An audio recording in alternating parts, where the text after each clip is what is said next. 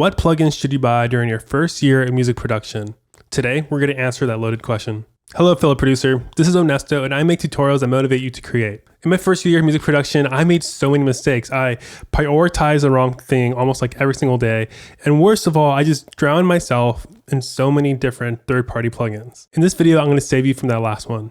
This list is mostly based on blunders from my own experience, along with some wisdom from a few other blog posts, and a little bit of a spoiler. In this video, I'm not going to be demonstrating each of these plugins on their own.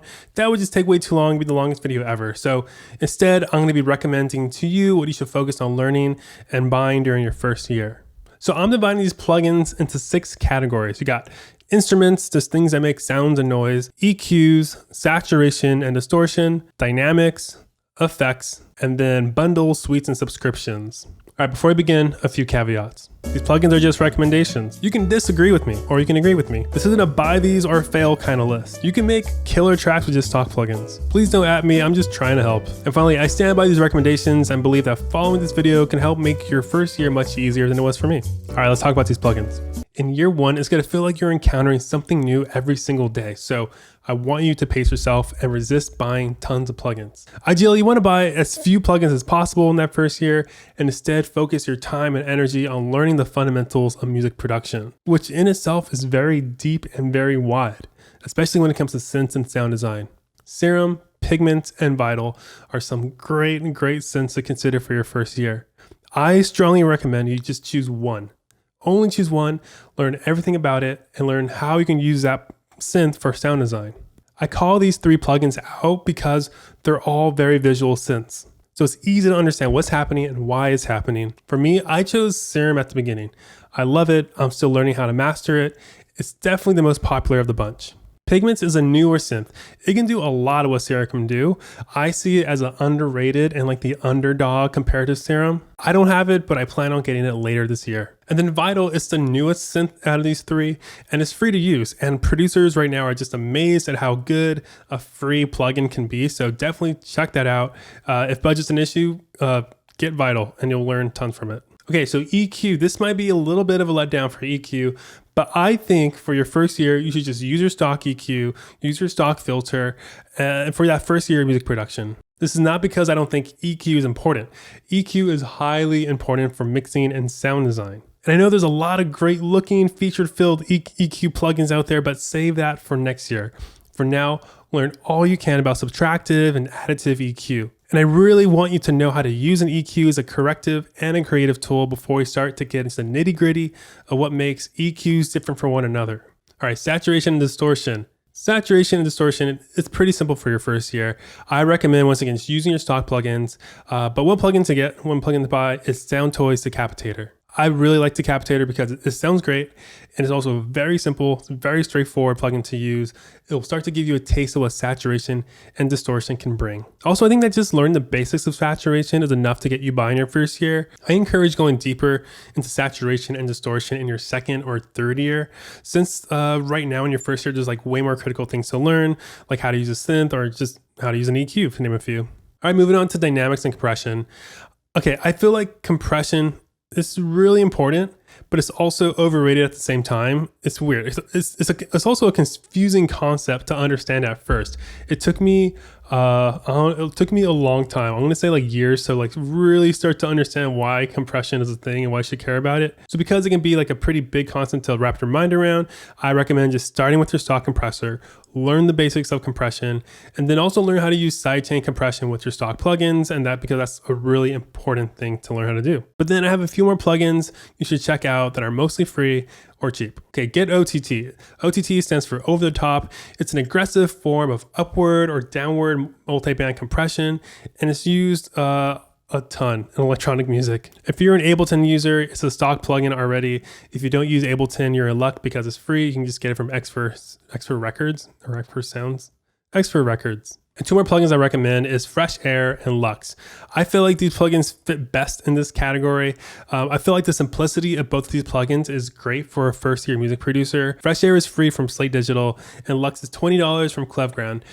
They are both audio enhancers, so I like to see them as like finishing salt that you would apply at the end of your plugin chain. Give them a shot. They're good to have, and reach for when you want to give your sounds like that last coat of polish. All right, before I talk about what effects plugin you should get, if this video is giving you a good idea of what to buy and focus on for your first year of music production, let me know by liking this video. Also, I'm curious, could you tell me in the comments below what you are most excited about and what you're most anxious about for your first year in music production? Let everyone watching this video know, because I know that we would love to listen and offer some words of encouragement to support each other. Okay, effects.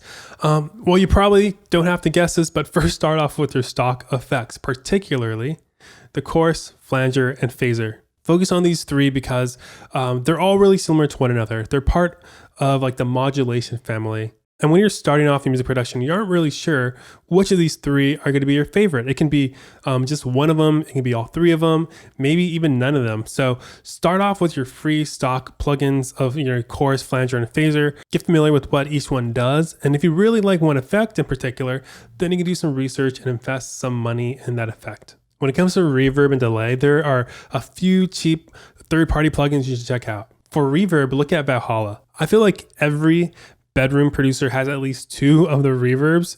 If you want a free one, try their super massive reverb plugin. As the name suggests, it offers massive delays and reverbs, which to be honest is handy, but what you'll use more often are reverbs in spaces that are smaller than massive. So consider buying either Valhalla Room or Vintage. You can't go wrong with either one of them. And just one delay plugin you should get, which is Echo Boy by Soundtoys. This can pretty much do it all in terms of delay, and it actually might be the one delay you use for many years or until you just get bored of it. It's just going to serve you well for a very long time. And one last thing about effects, reverb and delay, they're really important, but they can be tricky to use. So spend most of your time learning everything you can about reverb and delay, just making sure that you don't use them in a way that just makes things sound muddy or confusing, because it's really easy to go overboard with reverb and delay. All right, now on to bundles and subscriptions. When it comes to bundles, I think there's one that's worth considering for your first year of music production, and that's the Soundtoys 5 bundle. In this bundle, you'll get everything that Soundtoys makes, which is a lot of great plugins. It has the Capitator and Echo Boy, which I already mentioned, and all their plugins are really simple, just solid plugins that you'll be using for years. Now it's priced at $500 US, and if that's too much, I totally get it.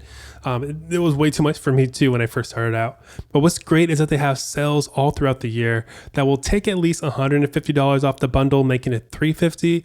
And I think even at Black Friday, it can go down to $250 or even lower than that. So get it on sale if budget's an issue. One last thing I want to recommend is not a plugin at all. It's a subscription on where you can learn about these fundamentals that I'm talking about. You can definitely use YouTube for free and learn pretty much everything there is to know about music production. But if you want a more streamlined and a more robust experience, check out ADSR Sounds and Sonic Academy. I've watched courses on both of their platforms and I learned a tremendous amount. However, I don't recommend buying an annual subscription. I usually will just pay for a month at a time. I'll just learn as much as I can and then just back off until I'm ready to learn some more. All right, those are the plugins that I recommend getting during your first year of music production. And I hope that this video just helps you navigate the big giant world of plugins for now. But before we end this thing, I want to give everyone watching who's in their first year a producer pep talk. The first year of music production was one of my favorite years ever. Everything was new, everything was big and grand, and just the idea of making gorgeous music was such it was just motivating in itself. But I will say that there's one thing that I wish I would have done in my first year besides not buying a lot of plugins. It's to not make it your goal to make great music. Don't do that for your first year. Your first year, make it all about learning, make it all about experimenting, make it all about mistakes. Have as much fun as you can, and eventually those great songs that you want to make will happen. But in the meantime, enjoy every moment of your first year, okay? If you want to learn more about plugins, just click one of the videos here. And don't forget to subscribe so we can hang out again and talk more about music production. So I hope I can see you again. All right, later.